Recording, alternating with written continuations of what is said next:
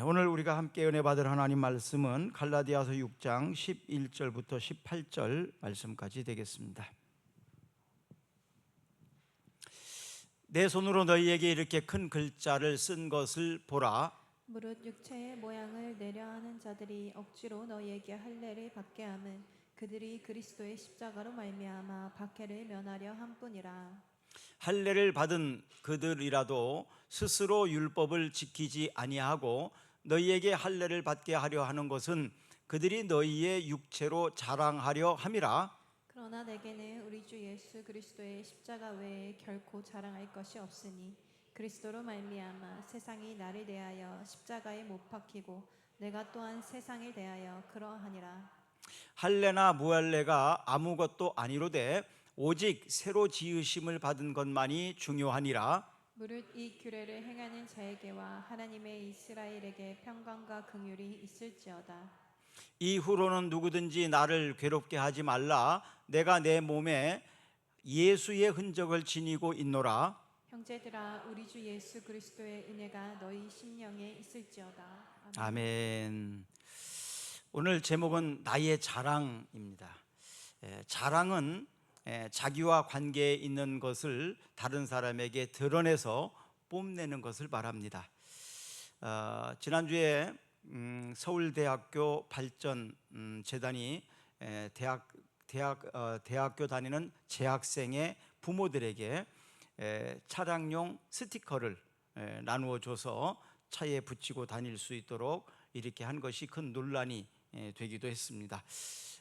자기 스스로가 서울대를 가서 이렇게 했다면 좀 자랑스러운 일이라고 말할 수 있겠지만 부모에게까지 과연 그렇게 하는 것이 옳으냐 하는 그런 일들이었습니다. 자존감은 그 자신에 대한 전반적인 평가와 감정으로 자신을 가치 있고 존중받을 만한 존재라는 사실, 이런 것들은 내면의 안정성과 또 행복에 큰 영향을 미칩니다. 그래서 자존감을 갖는 것은 참 좋습니다. 또 자존심이라는 것이 있어요. 자존심은 자신의 명예나 체면을 중시하는 감정입니다. 이것은 외부로부터 평가나 인정을 중요시 여깁니다. 이런 자존심이 있는 사람들은 종종 자신의 권리와 명예를 지키기 위한 행동으로 과격하게 나타나기도 합니다. 또 자부심이라는 게 있습니다. 자부심은 외부적인 요소에 의해서 또 의존하는 경우가 많이 있고요. 성과나 타인의 어떤 인정, 이런 것들을 기반으로 하는 것이 자부심입니다. 또 자긍심이라는 게 있습니다. 자긍심은 자기 수용과 자기 존중에 뿌리를 두고 있는데 내면의 강점과 가치를 인식하는 데에 중점을 두게 됩니다. 비슷비슷하지만 약간씩 차이가 있어요. 그래서 건강한 자긍심, 이것은 자기 자신을 바라보는 긍정적인 데 상당히 도움이 됩니다. 그래서 자존감이나 자긍심이나 또 정체성이나 이런 것들을 제가 많이 강조를 하고 있는데요. 사람들은 본능적으로 다른 사람에게 인정받고자 하는 그런 갈망이 있습니다. 그래서 자랑을 많이 하게 되는데 특별히 자존감이 낮은 사람들은 더 자랑을 많이 합니다. 다른 사람들에게 인정받고 사랑받고 관심받고자 하는 욕구 때문에 그렇습니다. 특히 이제 누가 자랑을 하게 될 때 그 자랑하는 것을 좀 기분 나쁘게 느껴지게 된다면 그 느낌 자체가 나도 자랑하고 싶다는 표현입니다. 자랑이라는 것은요, 잘해야 본전이라는 말이 있어요. 자랑은 잘해야 본전이다. 그럼 잘 못하면 문매를 맞게 됩니다. 손해를 보게 됩니다. 자기 자랑을 다른 사람에게 했을 때에 비교 의식을 갖게 되거든요. 그리고 또 나의 자랑 때문에 다른 사람들이 열등감을 느낄 수도 있습니다. 그래서 자랑이라는 것을 아주 조심해야 되고요, 가능하면 좀 절제할 필요성들도 있습니다. 그럼 성경은 자랑에 대해서 어떻게 이야기를 하고 있는지, 또 우리가 신앙적으로 본받을 만한 사도 바울은 그 자랑에 대해서 어떤 태도를 가지고 있는지 오늘 본문을 통해서 좀 배워보려고 합니다. 예레미야 9장 23절을 한번 같이 읽어보겠습니다. 여호와께서 이와 같이 말씀하시되 지혜로운 자는 그의 지혜를 자랑하지 말라. 용사는 그의 용맹을 자랑하지 말라. 부자는 그의 부함을 자랑하지 말라. 여호와께서 이와 같이 말씀하셨는데 지혜롭다 하더라도 지혜를 자랑하지 마라. 용맹한 사람이 용맹을 자랑하지 마라. 부자도 부함을 자랑하지 말라. 자랑할 만한 충분한 요소들입니다. 그러나 그렇게 하지 말라고 말합니다. 야고보서 4장 16절 한번 읽어봅니다. 이제도 너희가 허탄한 자랑을 하니 그러한 자랑은 다 악한 것이니라. 자랑이 대부분 악한 경우라는 것이죠. 또 갈라디아서 6장 14절 말씀 읽어봅니다. 그러나 내게는 우리 주 예수 그리스도의 십자가 외에 결코 자랑할 것이 없으니 그리스도로 말미암아 세상이 나를 대하여 십자가에 못 박히고 내가 또한 세상을 대하여 그러하니라. 사도 바울이 예수님을 제대로 알기 전에는 자존심, 또 자긍심, 자존감 이런 것들이 굉장히 강했던 사람입니다. 또 자랑할 만한 것이 굉장히 많았던 사람입니다. 그의 가문이나 또 그의 학문이나 그의 열정, 이 모든 것들이 충분히 자랑할 만한 그런 훌륭한 사람입니다. 그러나 예수님을 알고 나서는 그 모든 것들이 자랑할 만한 것이 아니라는 것을 깨닫게 됩니다. 그리고 14절에서는 내가 그리스도의 십자가 외에 결코 자랑할 것이 없다, 이렇게 얘기를 하고 있습니다. 오늘 말씀은 바울이 데살로니가 교회에 전하는 복음의 핵심인데요. 그래서 오늘 본문에 있는 11절 처음에 큰 글씨로, 이것은 확실하게 모든 사람들이 알 수 있도록 이렇게 보여주는 그런 표시를 큰 글씨라는 것으로 나타냅니다. 갈라디아 교회는 그 초대교회 교회 중에 하나인데 그 초대교회 지도자들 중에 종종 조금 잘못된 지도자들이 있었어요. 잘못 가르치는 지도자들이 있었는데 이들이 특히 이 갈라디아 교회에서 강조한 것이 뭐냐 하면 할례입니다. 할례. 이 할례는 모세를 통해서 하나님께서 이스라엘 백성들에게 택한 백성들이 할례를 하라고 했던 그것인데요. 그런데 유대인이 아닌 사람들에게는 이 할례를 하지 않았거든요. 그래서 특히 이들은 자기의 어떤 역사성, 그리고 자기들이 하나님 앞에 선택받은 선민의식, 이런 것들을 강조하고, 또 자기 자신들은 이렇게 이방인들과 다르다, 우리의 집안은 너희 가문하고는 다르다, 이런 의미로 강조를 할 때 할례를 많이 이야기를 했거든요. 그래서 교회를 다니는 사람들 가운데 할례 받지 않은 것을 무시하고 자기들은 할례를 받은 사람이라는 것을 좀 강조하고 드러내고 싶고, 또 자신들이 의로움을 드러내고 싶은 그런 마음 때문에 할례를 강조하게 됩니다. 그래서 교회 내에서도 어떻게 보면 층이 생기는 거죠. 우리는 너희들하고 다르다. 우리는 좀 탁월하고 우월한 사람들이고, 우리는 존경받을 만한 사는 사람들이고, 나는 존중을 받을 만한 사람이지만 너희들은 나를 섬겨야 되고 존경해 줘야 된다, 이런 개념이죠. 바로 이렇게 가르치는 것에 대해서 사도 바울이 그들의 할례에 대해서, 그들의 자랑에 대해서 지금 책망하고 있는 내용입니다. 사도 바울은 이미 유대인 중에 유대인이에요. 뿐만 아니라 그의 종교적 열심은 대단히 열심입니다. 그의 학문은 세상 사람들이 부러워할 만큼 대단한 공부를 많이 했을 뿐만 아니라 그는 로마 시민권을 돈으로 산 사람이 아니고 실력으로, 능력으로 로마 시민권을 가진 사람입니다. 그러니까 당대에 대단한 사람이에요. 그런데 그는 그 모든 것들을 자랑할 만한 것이 아니다. 내가 진짜로 자랑할 만한 것은 바로 예수 그리스도의 십자가다.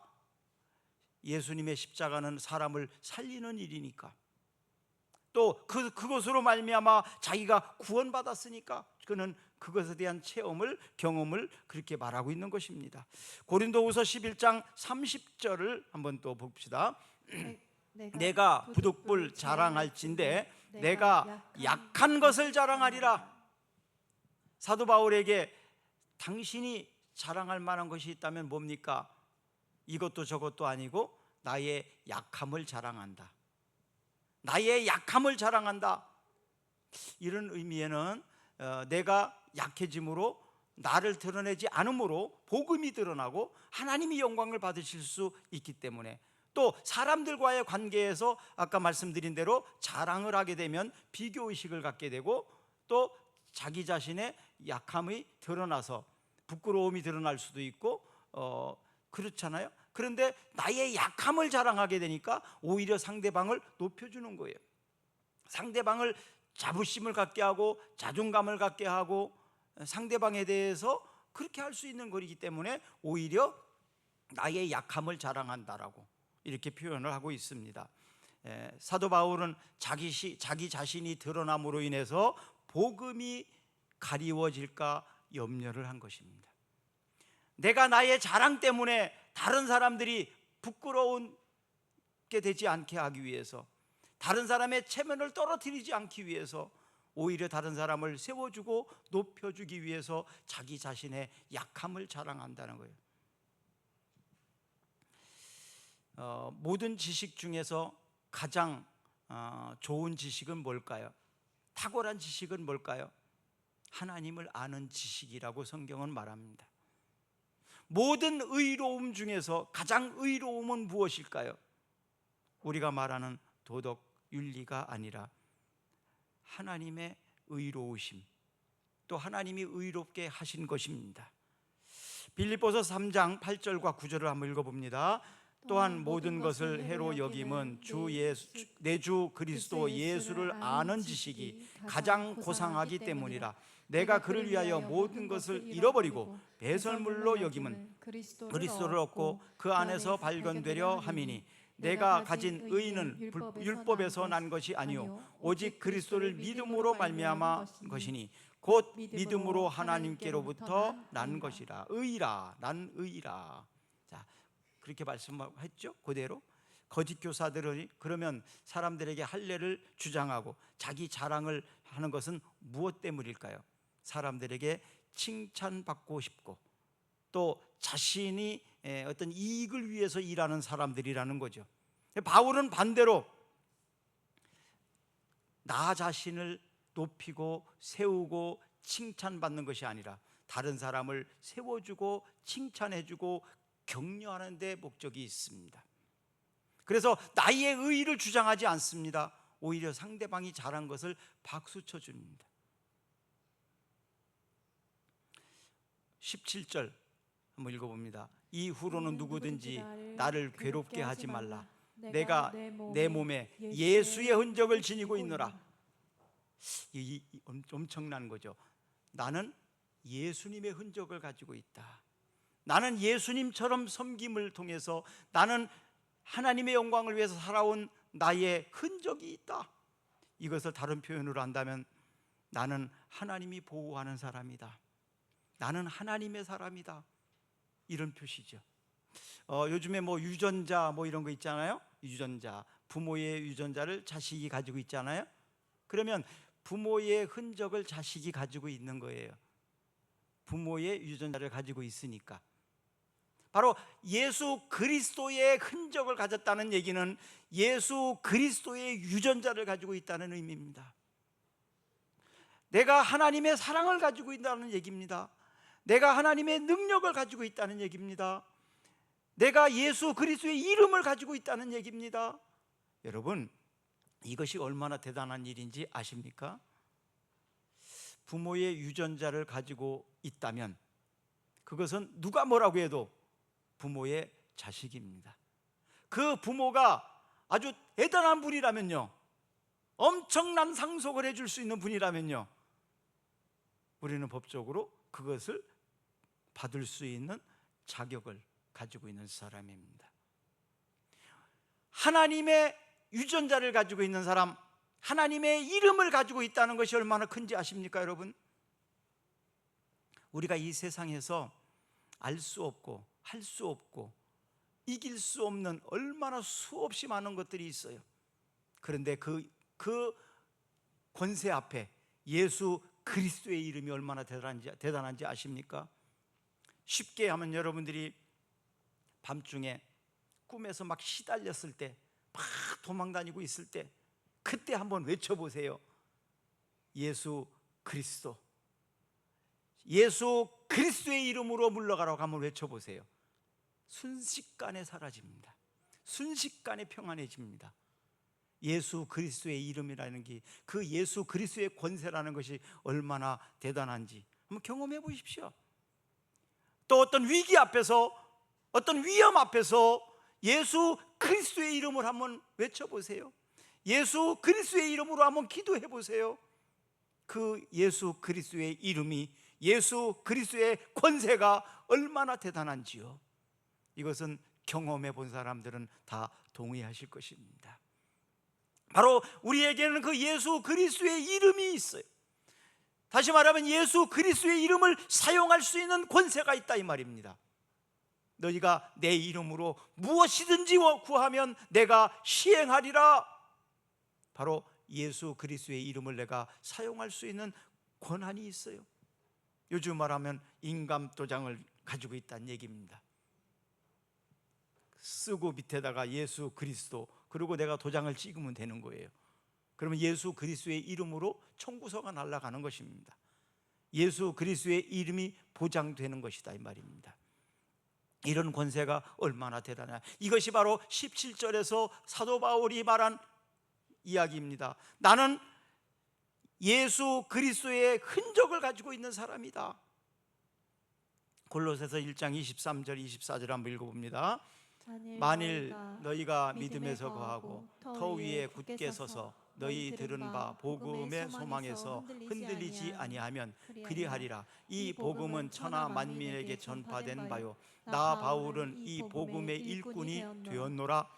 나는 이제 너희를 위하여 받는 괴로움을 기뻐하고 그리스도의 남은 고난을 그의 몸된 교회를 위하여 내 육체에 채우노라. 아멘. 바로 자신의 고난은 나 자신의 것이 아니라 교회를 위하여 기꺼이 나는 고난을 감수하겠다. 나는 섬기는 일을 기꺼이 하겠다. 내 육체에 기꺼이 채우겠다. 예수 그리스도의 고난을, 예수 그리스도의 바로 고난, 그것은 십자가였습니다. 그것은 하나님의 사랑의 표시였습니다. 요한일서 4장 9절 10절 읽어봅니다. 하나님의 사랑이 우리에게 이렇게 나타낸 바 되었으니 하나님이 자기의 독생자를 세상에 보내심은 그로 말미암아 우리를 살리려 하심이라. 사랑은 여기 있으니 우리가 하나님을 사랑한 것이 아니요 하나님이 우리를 사랑하사 우리 죄를 속하기 위하여 화목제물로 그 아들을 보내셨음이라. 우리를 구원하기 위하여, 나를 살려주기 위하여, 나를 의롭게 하기 위하여 예수님이 내 대신 십자가를 지고 죽으셨다는 얘기입니다. 그것이 바로 하나님이 우리를 사랑한 사랑의 표시입니다.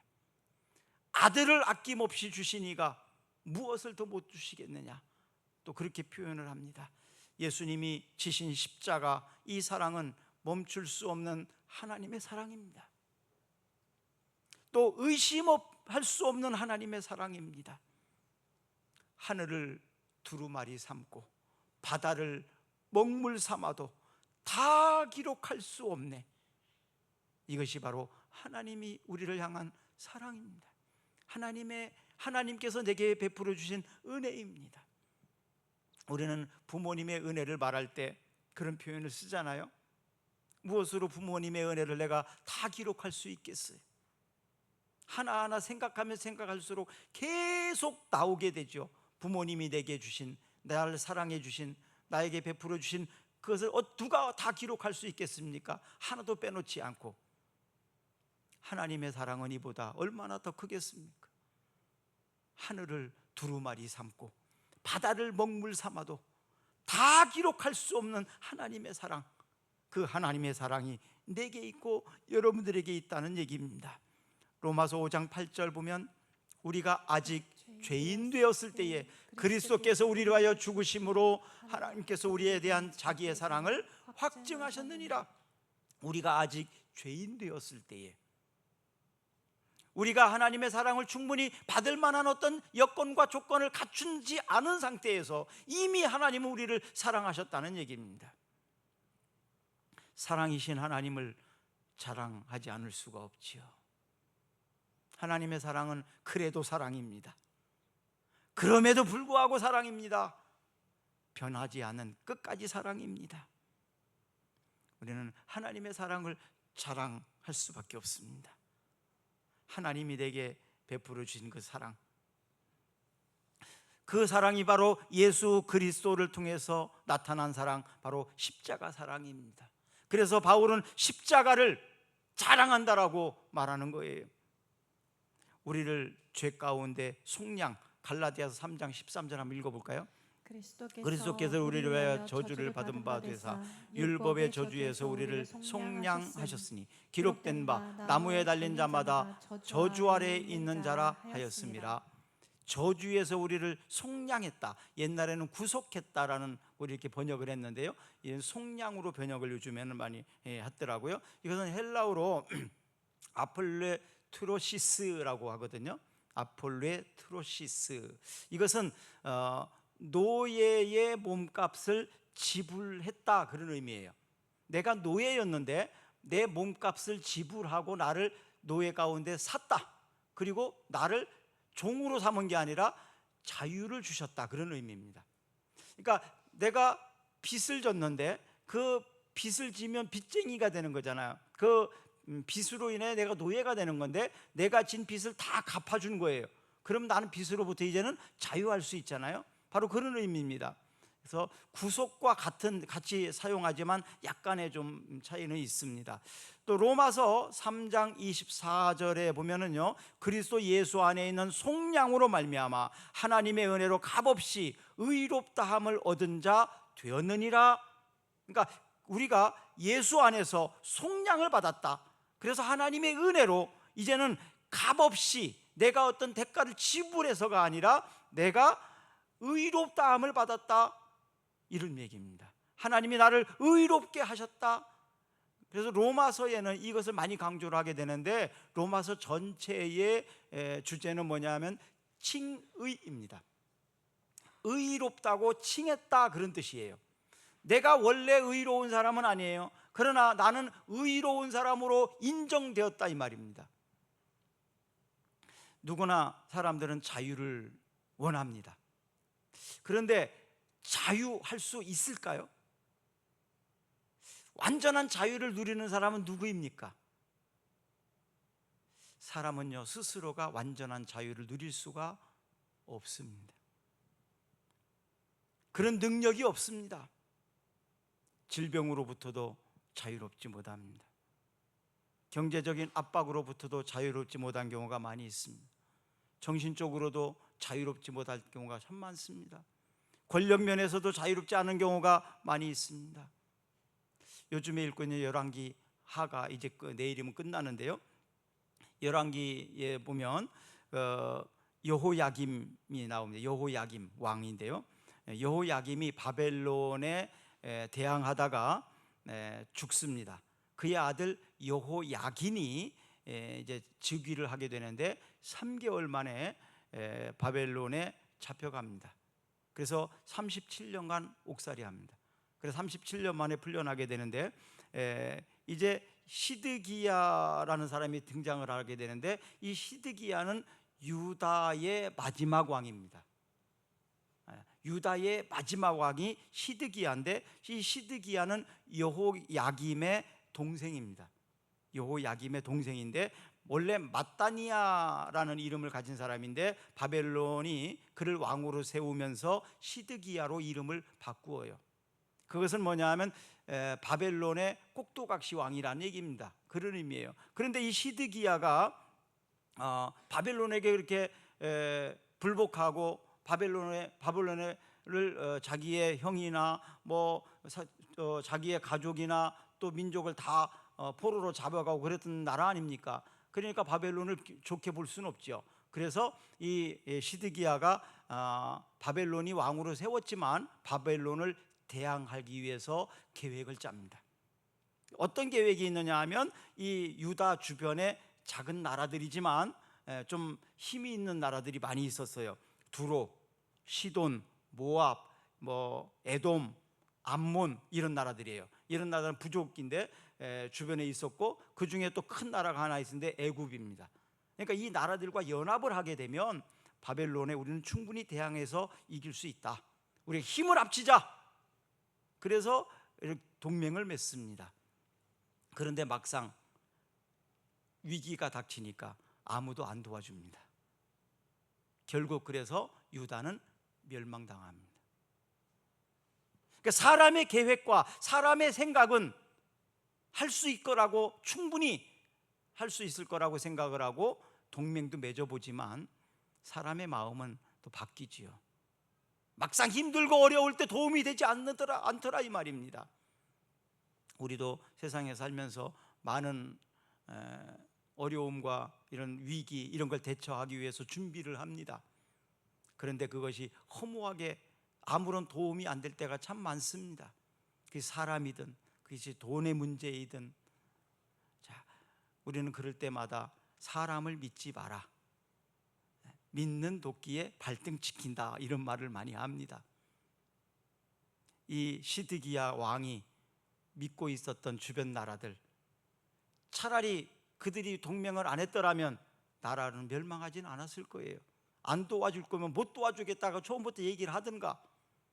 그런데 막상 앞장섰더니 하나도 안 도와줘가지고 결국 유다가 멸망당하는 겁니다. 사람들은 사냥개가 필요하다고 그러죠. 그러나 사냥이 끝나고 나면 사냥개를 잡는다고 그럽니다. 이 세상에 누구를 의지하겠습니까? 이 세상에 무엇을 믿을 수 있는 것들이 있겠습니까?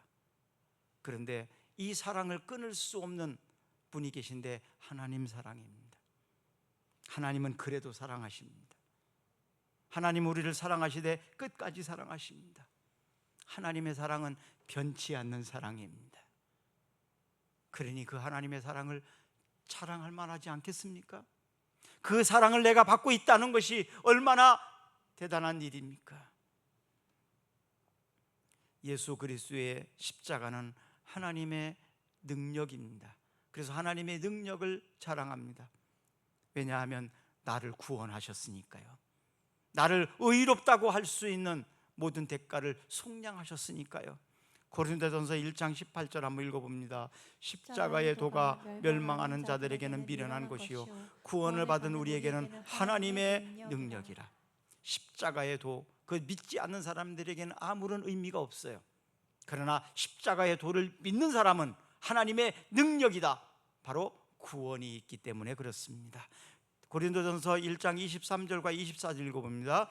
우리는 십자가에 못 박힌 그리스도를 전하니 유대인에게는 거리끼는 것이요 이방인에게는 미련한 것이로되 오직 부르심을 받은 자들에게는 유대인이나 헬라인이나 그리스도는 하나님의 능력이요 하나님의 지혜니라. 바로 하나님의 능력이고 십자가는 하나님의 지혜이다. 그렇기 때문에 십자가를 바울은 자랑한다라고 말하고 있습니다. 지난 목요일까지 우리 금사랑 재활동센터가 제주도 자전거 타고 한 바퀴 돌고 왔어요. 240km 정도 되는데요. 과연 아이들이 할 수 있을까 염려도 많이 됐지만 하나님께서 인도하신 것을 믿고 그러고 갔었는데요. 이제 사실 그게 어디에서 자야 되는지 어디에서 밥을 먹었는지 예측을 할 수가 없어요. 제가 가면 예측을 할 수 있죠. 하루에 몇 킬로씩 평균 속도를 어떻게 해서 갈 거다, 이게 예측이 가능해요. 근데 아이들을 데리고 가면 그 예측이 불가능합니다. 가다가 못 간다고 할 수도 있고 힘든다고 할 수도 있고 변수가 많이 생길 수 있어요. 그래서 예약할 수가 없습니다. 그래서 숙소만 3군데 딱 예약을 해놓고 나머지 예약을 전혀 할 수가 없었어요. 그래서 계속 이제 가면서 이렇게 준비를 했는데요. 놀라운 것들이 많이 일어났는데 특히 날씨입니다. 날씨. 여러분 잘 아시죠? 지난주에 어떤 날씨였는지. 제주도의 날씨는, 바람은 더 변수가 큽니다. 근데 기가 막히게요, 우리가 가는 곳은 비가 전혀 안 왔어요. 우리가 가기 전에 비가 오다가도 우리가 갈 때쯤 되면 비가 안 와요. 그리고 바닥까지 다 말라요. 젖지 않았어요. 또 우리가 지나가고 나면 또 비가 온대요. 이것이요, 한 번, 두 번이 아니고 매일매일 3일 동안 계속 이루어졌어요. 참 놀랍지 않습니까? 그리고 배를 딱 탔어요. 배를 딱 탔어요. 그때 요셉이가 그 제주도에 와 있더라고요. 전화 와서, 아빠 여기 비가 엄청 와요. 호우주의보 내렸어요. 그러더라고요. 그래서 우리 배 불과 5분 전에 탔거든요. 5분 전에 배를 탔어요, 우리는. 근데 막 비가 쏟아지더라고요. 야, 이거 우리 누가 이걸 할 수 있겠습니까? 그죠? 하나님만이. 하나님께서 우리를 사랑하셔서 긍휼히 여기사 그렇게 날씨를 조정한 줄로 알고 감사를 했습니다. 또한 둘째 날 서귀포 쪽에서 잠을 자야 되는데요, 호텔이 없었어요. 아이들은 알다시피 중고등학생들은 뭐 모텔이나 이런 데서 잘 수가 없습니다. 자면 안 됩니다. 호텔 이런 데를 가야 됩니다. 숙소는 연수원 뭐 이런 데 가야 되는데 없어요. 방이 예약을 할 수가 없었어요. 그래서 찾다 게스트하우스를 통째로 2층 건물인데 빌렸습니다. 그거 빌리면서 좀 불편할 것 같더라고요, 숙소가. 그렇지만 그거밖에는 없었어요. 선택의 여지가 없었어요. 그래서 계약을 하고 그 게스트하우스를 딱 갔는데요, 놀라운 일들이, 하나님 예비하신 것들이 있더라고요. 그 주인이 집사님이셨는데 어려서부터 교회를 다녔대요. 그리고 아침까지 준비해 주셨고요. 또 그곳에 갔더니 예배할 수 있는 공간을 가능했어요. 일반 호텔 같으면 그게 어렵지 않습니까? 원래는 수요일 날 14일 날 에베네셀에 가서 수요 예배를 드리려고 생각을 했는데, 그거 하루 전에 바로 그날 그곳에서 예배를 했습니다. 그 예배할 때에도 하나님이 사람을 착착 만들어 놓으셨어요. 전주대학교 경배와 찬양학과 처장 김문택 교수님도 있고, 또 김종민 목사님이라고 또 기타를 잘 치시거든요. 악기를 찬양인도 하시고, 이런 분들이 같이 예배하고, 이제 저는 설교하고, 또 김제에 있는 목사님 한 분은, 섬기러 오신 분은 기도하고, 드림팀으로 예배를 드렸습니다. 근데 얼마나 은혜로웠는지 몰라요.